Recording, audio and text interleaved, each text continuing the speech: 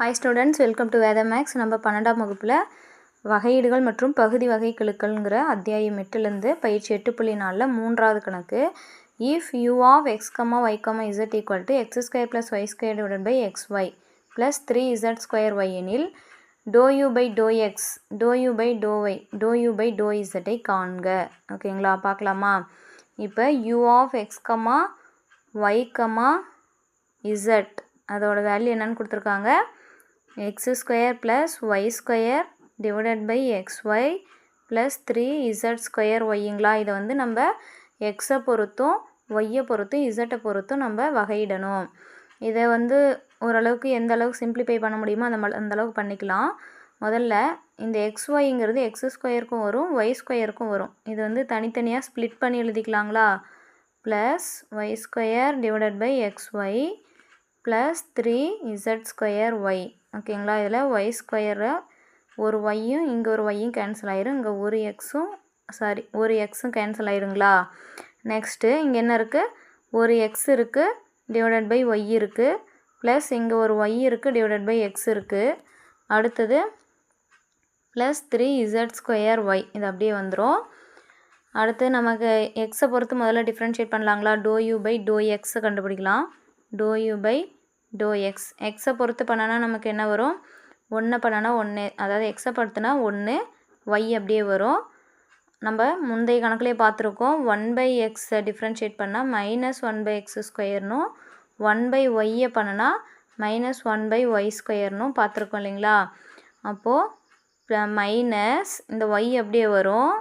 இங்கே எதுக்கு மைனஸ் போட்டோன்னா இந்த 1/x டிஃப்ரென்ஷியேட் பண்ணணுமா வகையிட்டமா -1/x ஸ்கொயர்னு வரும். ஓகேங்களா. அடுத்தது இங்கே வந்து எக்ஸ் டேர்மே இல்லை, அப்போ என்ன வரும், இங்கே 0ன்னு வந்துடும்.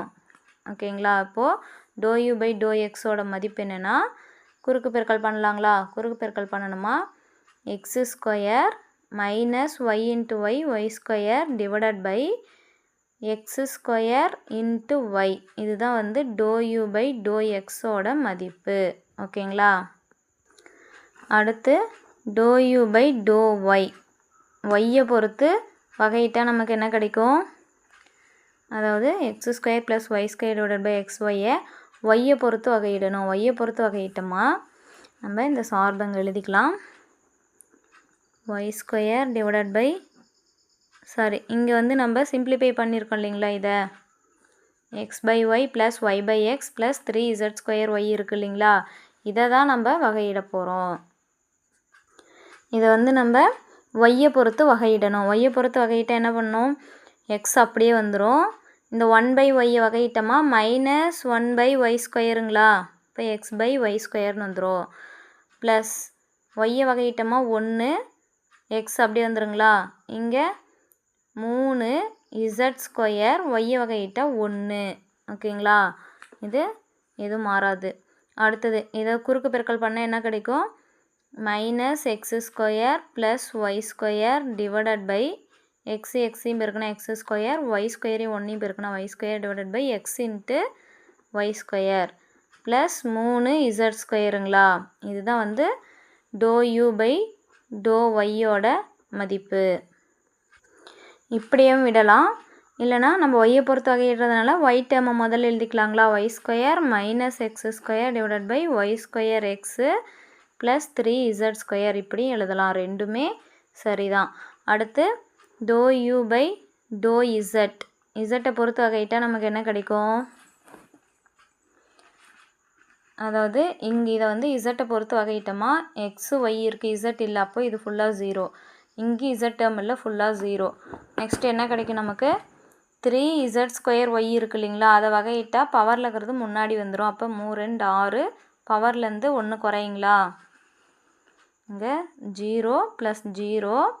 அடுத்தது என்னது, பவரு இசட் ஸ்கொயர்னால் ஆல்ரெடி ஒரு 3 இருக்குது, 2 முன்னாடி வந்துடும், ஒய் இசட்டு. ஓகேங்களா.